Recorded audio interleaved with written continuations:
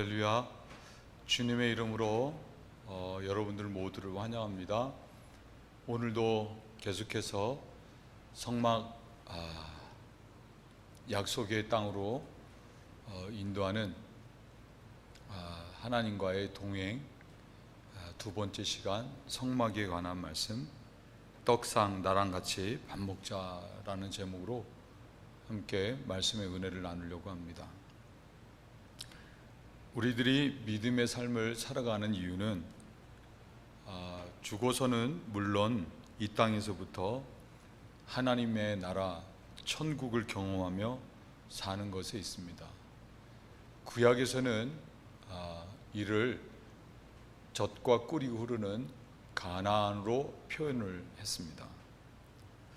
우리들이 천국을 얻기 위해서는 하나님의 말씀을 지키며 살아야 합니다. 예를 들어 십계명에서 말씀하신 것과 같이 여호와만이 하나님이 되시고 또 돈이나 다른 피조물을 하나님으로 섬겨서는 안 되고 안식일을 구별해서 거룩하게 지키고 살인이나 간음, 도둑질, 거짓말, 남의 것을 탐내지 말아야 하는 것입니다. 이러한 최소한 것들을 지킬 수 있어야 가나안의 복이 있는 것입니다. 이러한 최소한 것들도 지키지 않으면서 천국을 얻고자 한다고 하면 그것은 되지도 않을 뿐더러 하나님을 만홀히 여기는 일이 되는 것입니다. 그리고 좀 더 나아가 하나님을 사랑하고 또 사람들을 사랑할 때 천국이 있는 것입니다.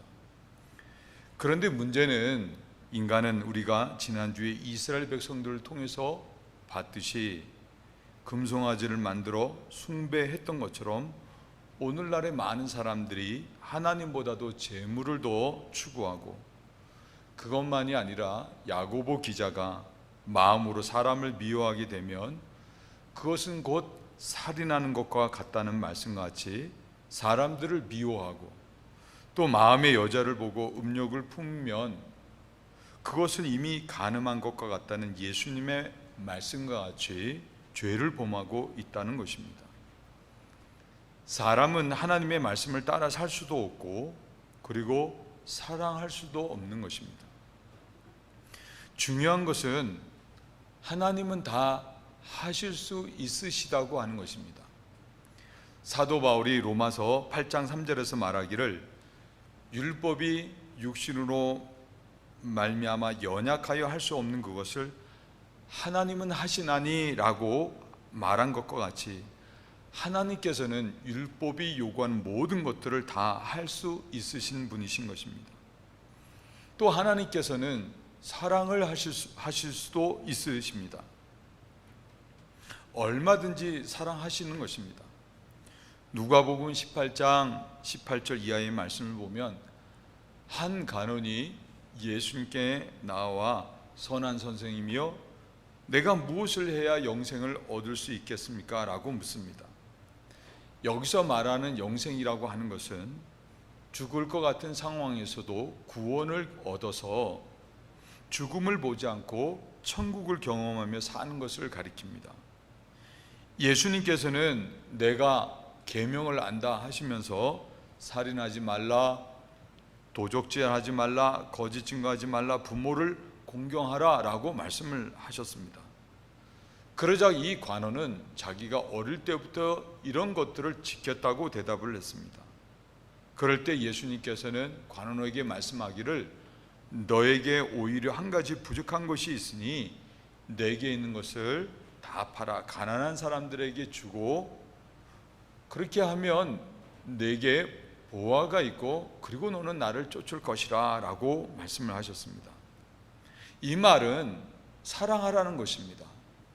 그러자 관원은 근심했다고 성경은 말씀을 합니다. 예수님께서는 이 상황을 보시고 말씀하시기를 재물이 있는 자는 하나님의 나라에 들어가기가 어렵다고 하시면서 낙타가 바늘귀로 들어가는 것이 부자가 하나님의 나라에 들어가는 것보다 쉽다고 하셨습니다. 그러자 사람들은 이 말씀을 듣고는 그러면 누가 구원을 얻을 수 있느냐라고 물었는데, 그때 예수님께서 말씀하시기를 누가복음 18장 27절에 무릇 사람이 할 수 없는 것을 하나님은 하실 수 있느니라 라고 하셨습니다. 하나님께서는 사랑하시고 하나님께서는 원수까지도 사랑할 수 있으신 분이신 것입니다. 복음이 무엇인가? 복음은 이와 같은 하나님께서 우리 안에 들어오셔서 우리가 할 수 없는 것들을 하나님이 대신 일하셔서 우리들로 하여금 마침내 천국을 얻고 누리게 하시겠다고 하는 것입니다. 이것이 복음입니다. 이를 위해서 우리들에게 필요한 것은 오직 하나, 여호와 하나님을 마음에 받아들이는 것뿐입니다. 그렇게 하면 하나님께서 우리 안에서 이 모든 일을 하시겠다고 하는 것입니다. 그렇지만 사람들은 좀처럼 하나님을 마음에 모셔드리지 않습니다. 이 정도로 살면 착하게 사는 거지 뭐가 더 필요해? 이런 자기의 때문에 하나님을 찾지 않고, 또 내 힘만으로도 얼마든지 잘 살 수 있어 교만 때문에도 하나님을 찾지 않습니다. 그것만이 아니라 자기의 하나님을 의지하기보다 세상의 다른 것들, 가지고 있는 것들, 그런 것들을 의지하기 때문에 하나님을 찾지 않고 모셔드리지도 않는 것입니다. 그러다 사람들은 채워지지 않는 공허감이 찾아오거나 아니면 자신의 힘으로 도저히 감당할 수 없는 어려운 일을 당하게 될 때, 그때서야 비로소 하나님을 찾고 하나님의 도움을 구하게 되는 것입니다. 그 대표적인 예가 고구마 전도왕으로 알려지셨던 김기동이라고 하는 목사님이십니다. 아내와 자녀들은 신앙생활을 하면서 매 주일마다 교회에 나가 하나님께 예배를 드렸지만 이분은 하나님을 믿지를 않았습니다. 심지어 매 주일마다 아내와 자녀들을 예배당으로 운전을 해주면서도 정작 본인은 교회 안으로 들어가서 예배를 드리지 않았던 것입니다. 그러던 어느 날 날씨가 너무 좋은데 가족들을 교회로 데려다 준다고 하면서 방향을 틀어 강원도로 놀러 가게 됐습니다. 그러다 강원도 산길에서 마주오는 트럭과 정면 충돌하는 큰 교통사고를 당하게 됐는데, 그때서야 비로소 하나님을 찾게 됐습니다. 하나님, 가족들을 살려주시면 하나님 계시다는 것을 믿고 저도 교회를 나가겠습니다. 그러니 꼭 가족들을 살려주시길 바랍니다. 그리고는 의식을 잃고 말았습니다. 사고 신고가 접수가 돼서 응급차들이 달려오고, 그리고 병원으로 후송되고, 강원도에 있는 병원에서 치료를 할 수가 없어서 다시 헬기로 서울로 이송해서 그렇게 치료를 받게 됐습니다. 다행히도 가족들 모두가 생명을 얻고 건강을 회복하게 됐습니다. 그때부터 이분은 약속했던 그대로 교회를 다니면서 신앙생활을 하게 됐습니다. 교회에 나가서 하나님의 말씀을 듣고 복음의 은혜를 깨닫게 되자 그게 너무나도 좋았습니다.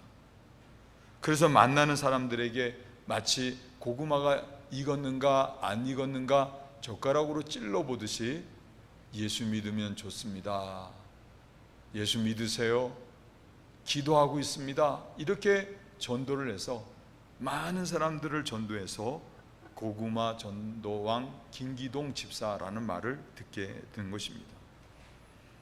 전국을 다니면서 간증을 하시다가 나중에는 사업을 정리하고 신학을 하고 목사 안수를 받고 지금은 이 미국에 오셔서 목회를 하고 계십니다. 사람은 세상의 것으로 채울 수 없는 마음의 공허함, 그리고 나 자신의 한계를 깨달을 때 비로소 하나님을 찾는 것입니다. 하나님께서 예수님을 이 땅에 보내신 이유는 하나님께서 사람들의 마음에 들어가셔서 그 인생을 고치시기 위함인 것입니다. 죄인은 된 인간을 구원하시기 위해 자신의 하나밖에 없는 아들을 채찍을 맞게 하시고 십자가에 못 게 죽게 하심으로써 인간의 죄악이라고 하는 것이 얼마나 무서운 것인가를 깨닫게 하시고, 그럼에도 불구하고 하나밖에 없는 아들을 주시기까지 사랑하신 하나님의 사랑을 깨닫게 하셔서 사람으로 하여금 자신의 죄를 회개하고 하나님을 마음에 받아들이게 해서 하나님께서 그 마음에 들어가 일하심으로 상처를 치유하시고 가나안의 축복으로 인도하시는 것입니다. 어느 가정에서 있었던 일입니다. 어느 날 엄마는 지갑에서 돈이 없어지는 것을 알게 됐습니다. 초등학교 3학년짜리 아들이 하는 짓임에 틀림이 없었습니다. 학교에서 돌아온 아들을 앉혀놓고 추궁을 했더니 아들이 시인을 하게 됐습니다. 그렇지만 잘못했어요, 다시는 안 그럴게요 라는 말을 하지는 않았습니다. 엄마는 회초를 들고 아들의 종아리를 때렸습니다. 종아리는 금세 벌겋게 부풀어 올랐고 몇 대를 더 때리게 되면 피가 날 것 같았습니다. 매가 닿을 때마다 아들은 몸이 아파서 몸을 비틀면서도 잘못했다는 말을 하지 않았습니다. 엄마는 진퇴양난에 빠지게 됐습니다. 더 때리게 되면 피가 터져서 심각해질 것 같고 거기서 멈추자고 하니 아들의 버릇을 고칠 수가 없는 것입니다. 잠시 머뭇거리던 엄마는 너를 도적질하게 만든 것은 너를 낳아 기른 엄마의 책임도 있으니 엄마도 맞아야 되겠다 하면서 이 엄마는 자기 자신의 종아리를 아들을 때릴 때보다도 더 세게 내리쳤습니다. 그러자 이를 본 아들이 깜짝 놀라면서 엄마의 다리를 껴안고는 엄마 잘못했어요, 다시는 안 그럴게요 라고 하면서 용서를 빌었습니다. 그래서 아들이 고쳐지게 된 것입니다. 엄마의 자아의 희생이 아들의 잘못을 바로잡고 아들과 화목하게 된 것입니다. 마찬가지로 하나님과 인간의 화목 역시도 희생 제물로 또 어떤 물질로 이루어진 일이 아닙니다. 하나밖에 없는 아들 예수님께서 십자가의 고난을 당하시고 못 박혀 죽으셨을 때 사실은 하나님께서는 예수님 안에서 죄인인 우리들이 당해야 했던 그 진노를 당하셨던 것입니다. 그런 사랑으로 우리들의 죄가 용서가 되었던 것입니다. 이와 같은 하나님의 사랑에 감동을 받은 사람들이 하나님을 마음에 모셔드리고 그러므로 하나님이 일하심을 통해 말씀이 지켜지고 인도함을 받아 천국을 경험하게 되는 것입니다. 이 때문에 요한 기자는 요한일서 5장 12절에서 말씀하기를 아들이 있는 자에게는 생명이 있고 하나님의 아들이 없는 자에게는 생명이 없느니라 라고 했던 것입니다. 이 모든 일들은 노력으로 이루어지는 게 아니라 이와 같은 복음의 말씀을 믿음으로 말미암아 우리 안에 이루어지게 되는 것입니다. 스바냐 선지자는 스바냐 3장 17절에서 말씀하기를 너희 하나님 여호와가 너희 가운데 계시니 그는 구원을 베푸실 전능자시라고 했습니다. 그리고 계속해서 말하기를 그가 너로 인하여 기쁨을 이기지 못하여 하시며 너를 잠잠히 사랑하시며 너로 인하여 즐거이 부르며 기뻐하시리라 하리라 라고 말씀을 했습니다. 사랑하는 성도 여러분, 예수님을 구주로 영접하신 여러분들 안에는 삶의 모든 구원을 능히 이루시는 전능하신 하나님이 함께 계십니다. 이를 믿는 여러분들이 되시길 바랍니다. 그리고 그 하나님께서는 여러분들을 기뻐하시고 사랑하셔서 기꺼이 여러분들 모두를 젖과 꿀이 흐르는 가나안 땅으로 인도하시는 일을 하고 계심도 여러분 믿으시길 바랍니다. 그 증거가 바로 성막입니다. 성막은 하나님이 우리들과 함께 계시고 우리를 위해 일하시고 계시다는 증거인 것입니다. 우리는 지난주 두 번째 증거판이 담긴 증거기에 대한 말씀을 통해 하나님이 나와 함께 하신다고 하는 정금과 같은 믿음으로 살아갈 수 있어야 한다는 말씀을 들었습니다. 오늘은 그 두 번째로 진설병이라고 하는 떡을 올려놓는 떡상에 대해서 살펴보겠습니다. 하나님은 떡상을 만들라고 하셨습니다. 떡상 역시도 조각목, 곧 아카시아 나무로 만들고, 그리고 사면에 손바닥 크기의 턱을 만들어서 떡상 전체를 금으로 싸고, 또 턱과 떡상 거기에 금태를 두르라고 말씀을 하셨습니다. 그리고 네 곳에 고리를 만들어 조각무로 채를 만들어 싸서 꿰어 제사장으로 메고 갈 수 있게 하셨습니다. 떡상에 올려지는 떡을 진설병이라고 하는데, 진설은 베풀진, 베풀설, 상위에 벌려놓는 것을 말하고, 히브리어로는 레엠파님, 면전의 떡이라고 하는 것입니다. 이 진설병은 누룩이 들어가지 않은 고운 밀에 기름을 섞어서 만들어졌고, 한 대접에 6개씩 두 대접, 곧 이스라엘의 12지파를 위해서 12개의 떡이 만들어졌습니다.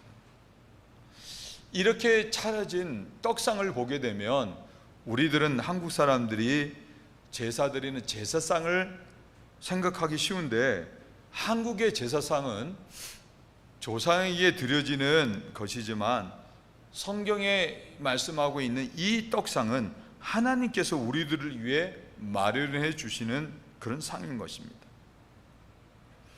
떡상은 하나님께서 이스라엘 백성들이 가나안 땅을 향해 나아갈 때 지치지 않도록 하시기 위해서 베풀어 주시는 은혜인 것입니다. 성경에 보면 떡에 관한 이야기가 많습니다. 다윗이 사울 왕의 살해 위협으로부터 광야로 도망을 했을 때 양식이 없었습니다. 광야에서 살아남기 위해서는 반드시 양식이 있어야 되는데 양식이 없었던 것입니다. 그래서 그는 높 제사장 아히멜렉을 찾아가서 당신의 수중에 있는 무엇이 있든지 간에 떡을 주십시오 하고 떡을 요청을 하게 됐습니다. 그러자 제사장 아히멜렉은 항용떡은 없으나 하나님으로부터 물려낸 오늘 우리들이 살펴보고 있는 진설병, 거룩한 떡은 있다고 하면서 분뇨를 가까이 하지 않았다고 하면 주리라 해서 그것을 받게 됩니다. 다윗은 그때 받은 떡을 먹고 힘을 얻어서 광야에서 승리하는 삶을 살아가게 됩니다. 엘리야 선지자는 갈멜산에서 바알과 아세라 선지자 850대 1의 싸움에서 승리를 하자 아하방의 아내 이세벨이 우상을 섬겼는데, 바로 그런 우상을 진멸한 엘리야를 죽이겠다고 추격을 하게 됩니다. 이 때문에 엘리야는 광야로 도망을 가는데, 로뎀 나무 아래 주저앉아서는 하나님, 차라리 죽는 게 낫겠습니다, 나를 죽게 해주시길 바랍니다 라고 하고는 지쳐서 쓰러져 잠이 들게 됩니다. 그런 그를 하나님의 천사가 찾아와서는 숯불에 구운 떡과 물 한 병을 가져다가 깨워서 먹게 합니다. 다시 엘리야가 잠들자 다시 떡과 또 물병을 가지고 와서 2번 그것을 먹게 합니다. 여기에 엘리야는 힘을 얻어서 자신에게 맡겨진 그 사명을 끝까지 완수를 하게 되는 것입니다. 예수님께서도 마찬가지셨습니다. 예수님께서는 교훈을 받은 무리들이 집으로 돌아갈 때 먹은 것이 없어서 가다가 쓰러지지 않도록 하시기 위해서 보리떡 5개와 물고기 2마리로 5병2여의 기적을 행하시고 5,000명의 사람들이 다 배불리 먹고 12광줄이 남게 하셔서 넉넉히 길을 갈 수 있게 하셨습니다. 뿐만 아니라 예수님께서는 사람들로 하여금 영원히 줄이지 않고 영원히 목마르지 않게 하시기 위해서 십자가에서 유월절에 어린 양과 같이 자신의 살과 피를 주셨던 것입니다. 그리고 자신을 배반하고 다시 갈릴리로 고기를 잡으러 갔던 제자들을 찾아가셔서도 예수님께서는 숯불에 떡과 생선을 구워 먹게 해 주셨습니다. 예수님을 모른다고 3번씩이나 부인했던 베드로는 예수님이 차려주신 이 조반을 먹고는 정말 목숨을 아까워하지 않는 복음의 사명을 감당하는 그런 제자가 되는 것을 보게 됩니다. 이런 예만 보더라도 광야 같은 인생을 살아갈 때 우리들이 하나님으로부터 떡을 공급받아 먹고 살 수 있다고 하는 것이 얼마나 귀중한 일인가를 알 수가 있습니다. 떡상과 그 위의 진설병은 우리들과 함께 하시는 하나님께서 우리들로 하여금 넉넉히 광야를 살아가게 하고 마침내 가나안 땅을 정복하고 누리게 하시는 하나님의 은혜인 것입니다. 그러므로 우리는 하나님이 진설해 주시는 이 떡을 먹을 수 있어야 하는 것입니다. 첫째, 하나님이 우리들을 위해 진설해 주시는 떡은 하나님의 말씀을 먹는 것입니다.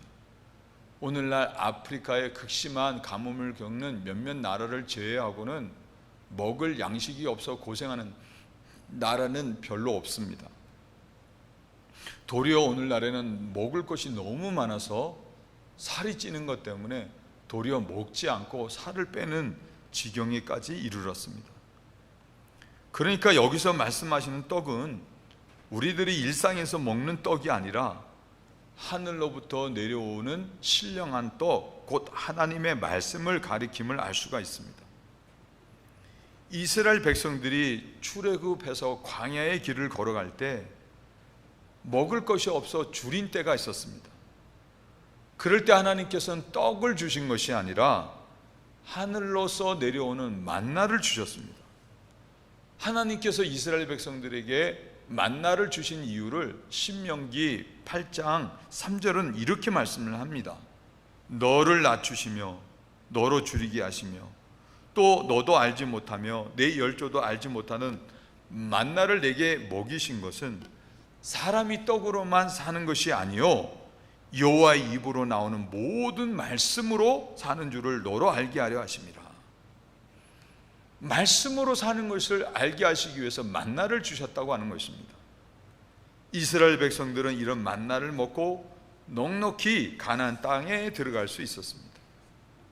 우리들도 마찬가지입니다. 우리들이 가나안 같은 하나님의 나라 천국을 경험하고 누리는 복된 삶을 사는 것은 하나님의 말씀을 먹으면 되는 것입니다. 레위기 24장 8절 9절 말씀 보면 항상 매 안식일에 이 떡을 여호와 앞에 진설할지니 이는 이스라엘 자손을 위한 것이요 영원한 언약이니라. 이 떡은 아론과 그 자손에게 돌리고 그들은 그것을 거룩한 곳에서 먹을지니 이는 여호와의 화제 중 그에게 돌리는 것으로서 지극히 거룩함이니라. 이는 영원한 규례니라 라고 말씀을 하셨습니다. 제사장들이 안식일마다 뜨끈뜨끈한 새 떡을 진설하고 그리고 올려졌던 떡을 내려 거룩한 곳에서 먹었던 것과 같이 우리들도 매 주일마다 하나님 앞에 나와서 이렇게 강단에서 전해지는 하나님의 말씀을 먹는 것입니다. 몸을 위해 양식을 먹듯이 우리의 영혼을 위해서 생명의 양식 하나님의 말씀을 먹으면 되는 것입니다. 떡을 먹으면 그 떡이 우리 몸 안에서 에너지를 생성해 내듯이 우리들이 하나님의 말씀을 먹으면 말씀이 우리 안에서 우리를 위해서 일하는 것을 경험하는 것입니다. 누가복음 1장 37절에 대저 하나님의 모든 말씀은 능치 못하심이 없느니라 라고 했듯이 말씀을 먹은 사람은 말씀이 그 사람으로 하여금 모든 것을 가능하게 하는 역사를 경험하게 되는 것입니다. 또 시편 1편에 하나님의 말씀을 주야로 묵상하는 사람은 아무리 가물어도 시절을 쫓아 과실을 많이 맺는 복이 있다고 말씀하는 것처럼 복 있는 인생이 되는 것입니다. 사랑하는 덴버제 성도 여러분, 하나님의 말씀의 떡을 먹는 여러분들 되시길 주님의 이름으로 축원을 드립니다. 둘째, 하나님이 진설해 주시는 떡은 예수의 생명을 먹는 것입니다. 요한복음 6장 51절에서 예수님께서 말씀하시기를 나는 하늘로서 내려온 산떡이니 사람이 이 떡을 먹으면 영생하리라. 나의 줄 떡은 곧 세상의 생명을 위한 내 살이로라 라고 말씀을 하셨습니다. 우리는 예수님이 이를 기념하라는 말씀을 따라서 성찬을 합니다. 성찬식 때 우리들이 예수님의 살과 피를 상징하는 떡과 포도주를 받아 먹는데, 우리는 그냥 그것을 먹는 것이 아니라 그 떡과 또 잔을 먹을 때 예수님의 생명이 내 생명이 되는 것을 믿으면서 먹는 것입니다. 투 허츠라고 하는 영화가 있습니다.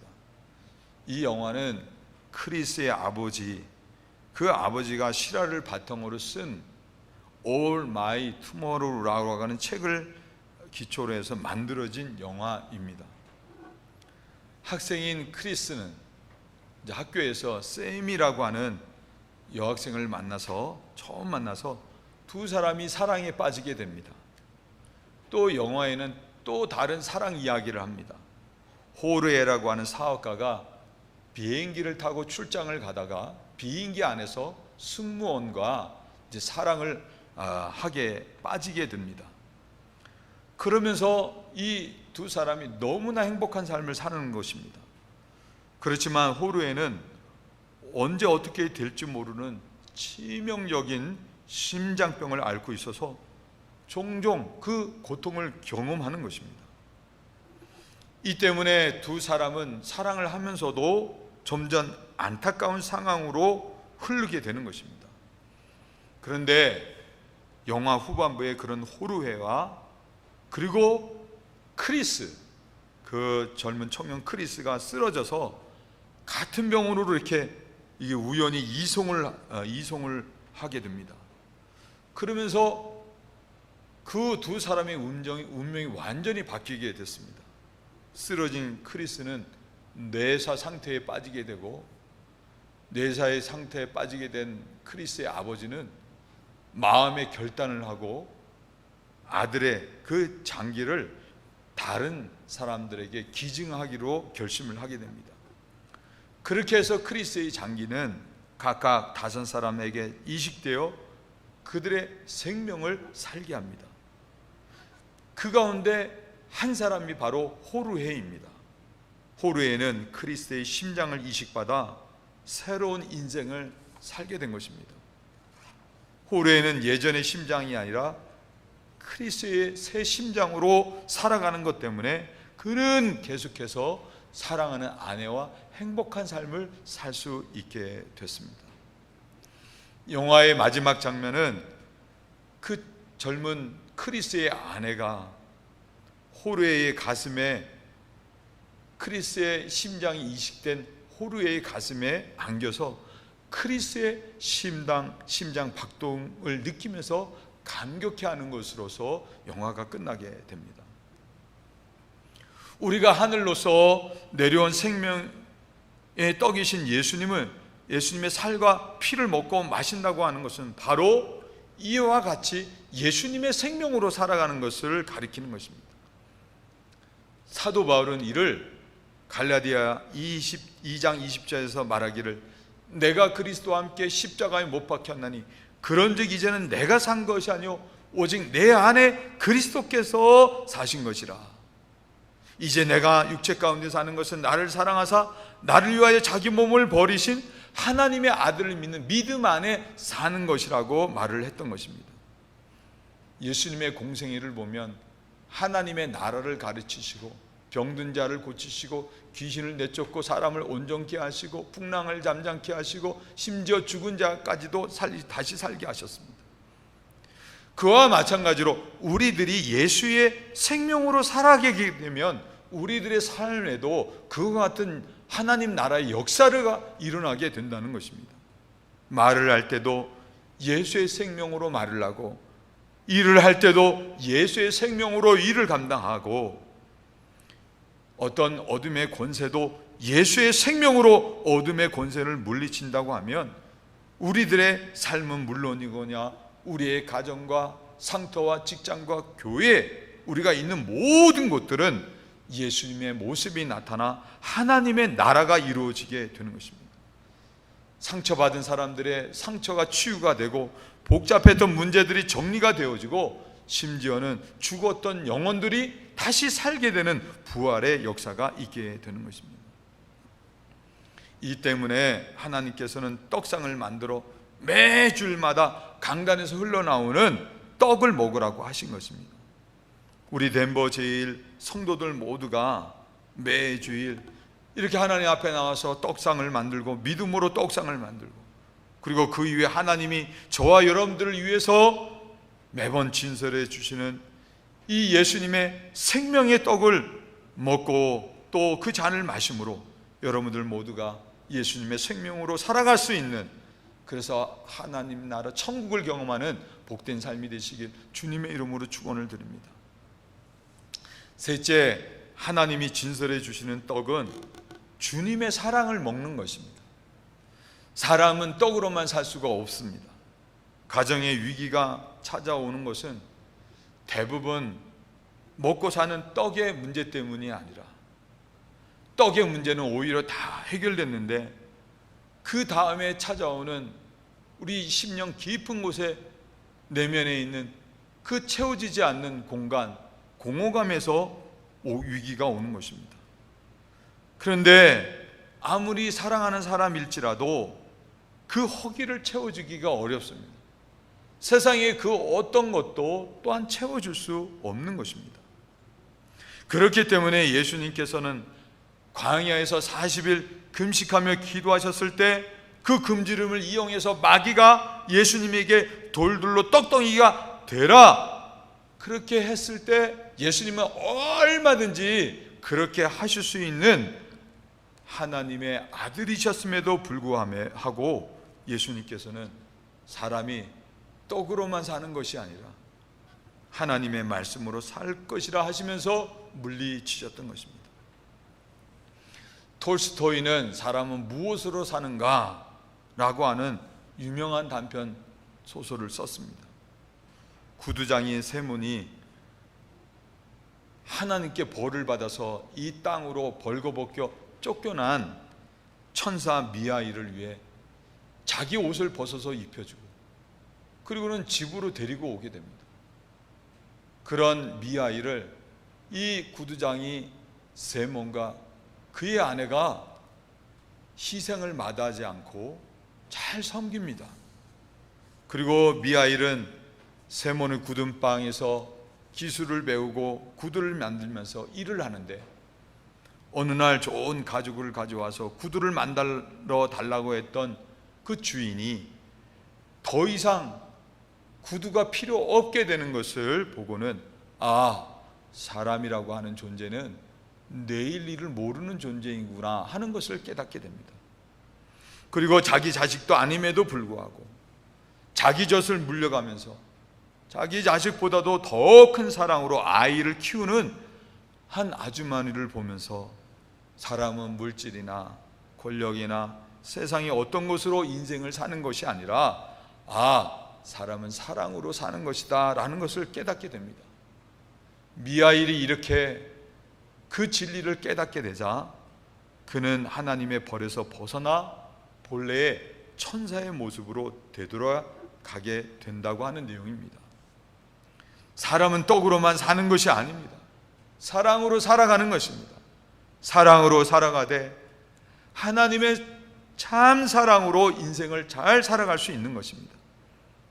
그렇기 때문에 요한복음 3장 16절에서 하나님이 세상을 이처럼 사랑하사 독생자를 주셨으니 이는 저를 믿는 자마다 멸망치 않고 영생을 얻게 하려 하심이라 하신 것과 같이, 하나님께서는 자신의 하나밖에 없는 아들을 우리를 구원하시기 위해서 십자가에 내어 주셨던 것입니다. 그리고 예수님께서도 그런 하나님의 뜻을 따라 기꺼이 희생 제물이 되셔서 자신의 단 하나밖에 없는 생명을 십자가에서 우리를 위해 살과 피를 주셨다고 하는 것입니다. 여러분, 어느 누가 하나밖에 없는 아들을 죄인된 인간을 위해서, 다른 사람을 위해서 내어줄 수 있겠습니까? 세상에 어느 누가 자신의 하나밖에 없는 생명을 죄인을 대신해서 내어줄 수가 있겠습니까? 하나님, 우리 주님은 그와 같은 일을 하셨다고 하는 것입니다. 이것이 참 사랑이신 것입니다. 이 때문에 예수님은 내 살을 먹고 내 피를 마시는 자는 죽지 않고 영생을 얻는다고 말씀을 하셨던 것입니다. 하나님께서는 이스라엘 백성들 하여금 떡상을 만들게 하시고 그 위에 6개 떡씩 2대접에 12개의 이스라엘 지파를 대표하는 떡상을 차려놓게 하셨습니다. 여러분, 6개의 떡상이 2대접에 쌓여 있는 것을 보시길 바랍니다. 얼마나 풍성한 것입니까? 무엇을 말하는 것입니까? 하나님께서 우리들을 위해 진설해 주신 사랑은 세상의 그 어떤 것보다도 풍성한 사랑이라는 것입니다. 하나님께서 우리에게 진설해 주신 그 사랑은 세상의 어떤 고난과 시련과 역경이 있다고 해도 능히 이기게 하는 그런 사랑이라는 것입니다. 하나님께서 우리들에게 진설해 주신 사랑은 더 이상 세상의 어떤 것도 필요치 않은 참 만족이 있는 사랑이라고 하는 것입니다. 그렇지만 세상에서 들려지는 메시지는 너는 완벽한 사람이 되어야 된다, 넌 성공하고 출세를 해야 된다, 너는 네가 잘해야지만 너는 네가 눈에 보이는 그것을 가질 수 있다 라고 이야기를 합니다. 데이비드 그레고리라고 하는 사람이 쓴 예수님과 함께한 가장 완벽한 하루라는 책에 보면 이런 대사가 있습니다. 하나님의 마음이 우리에게 향해 있다는 것을 절감하면 우리의 마음이 바뀌죠. 우리를 얼마나 사랑하고 너그러이 용서하시는지, 얼마나 따뜻하게 감싸주고 기쁨을 주는지 들린답니다. 우리가 하나님의 가족 안에서 얼마나 특별한 자리를 차지하고 있는지 들리죠. 끊임없이 이런 메시지가 들려오는 곳에서 산다면 그 기분이 어떨까요? 행복하겠죠. 그렇습니다. 사랑하는 성도 여러분, 우리들은 매주일 강단에서 흘러나오는 하나님의 메시지, 성경 말씀을 통해서 하나님의 사랑을 여러분들 모두가 먹으시는 여러분들이 되시길 주님의 이름으로 축원을 드립니다.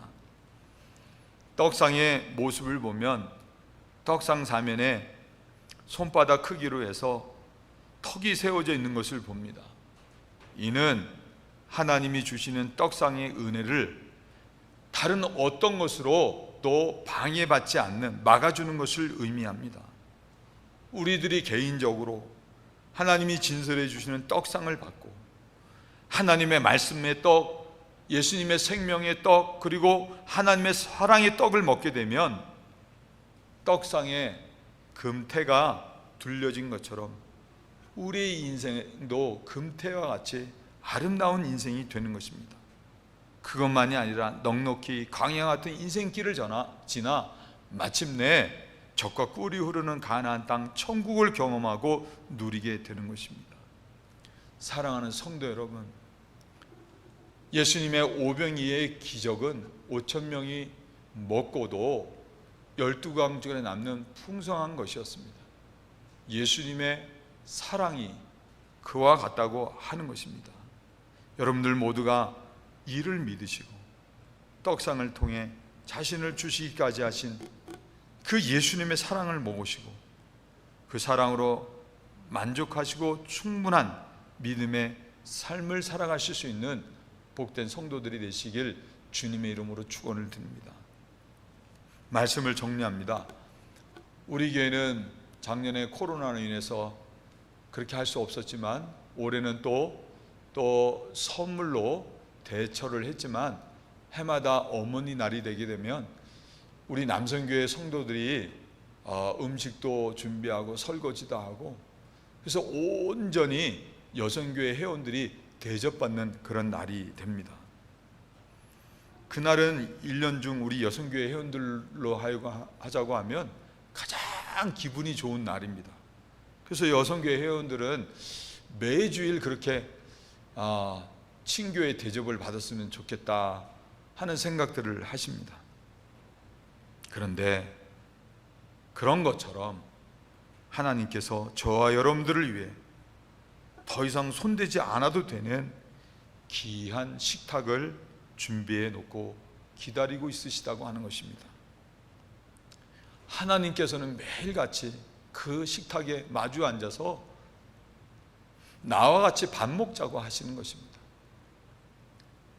계시록 3장 20절 보면 예수님이 우리에게 그렇게 들어오시기를 원하시는 이유는 내가 문 밖에서 두드르니 누구든지 내 음성을 듣고 문을 열면 내가 그에게로 들어가서 그로 더불어 먹고 그는 나로 더불어 먹으리라. 같이 밥 먹자, 같이 교제, 식탁의 교제를 나누고 싶으셔서 그러시는 것입니다.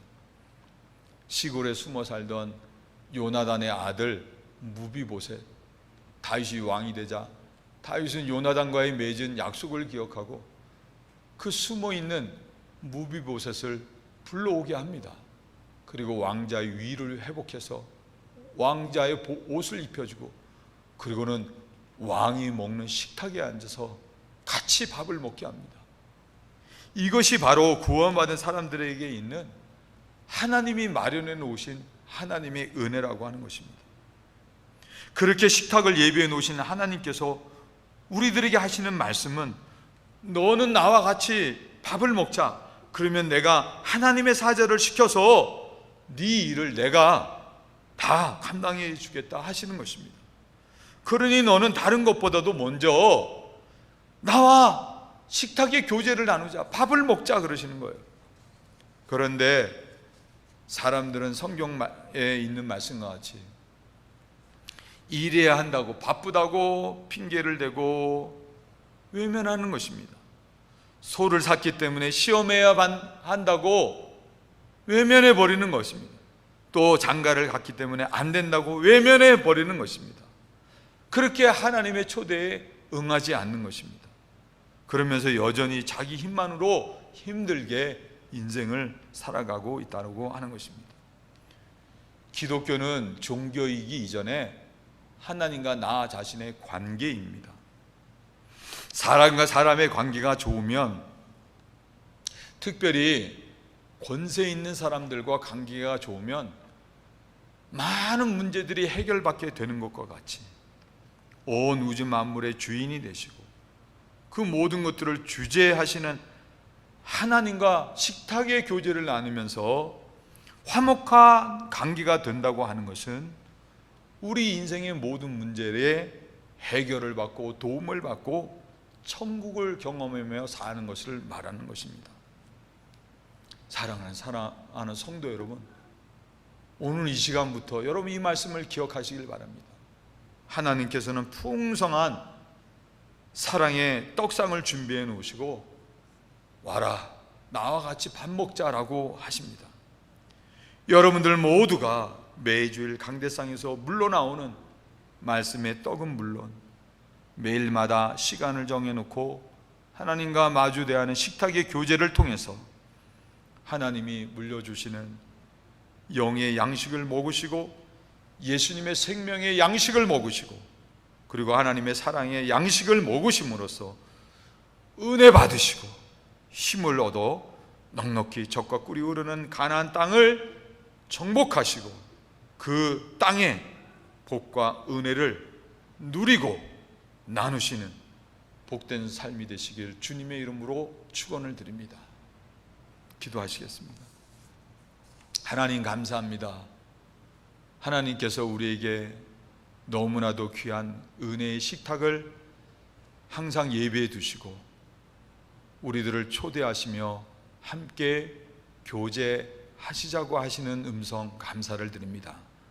우리 덴버제일의 모든 성도들 예수님과 함께 밥 먹음으로 말미암아 말씀에 떡을 먹게 하시고 예수님의 생명의 떡과 그리고 그 사랑의 떡을 먹음으로 말미암아 이 험악한 세상에서 능히 이기고 인도함을 받고, 그러므로 마침내 우리들 모두가 소망하고 또 원하는 그런 하나님의 나라 가나안의 축복을 이 땅에서 경험하고 누리고 나누는 복된 삶이 되게 하여 주옵소서.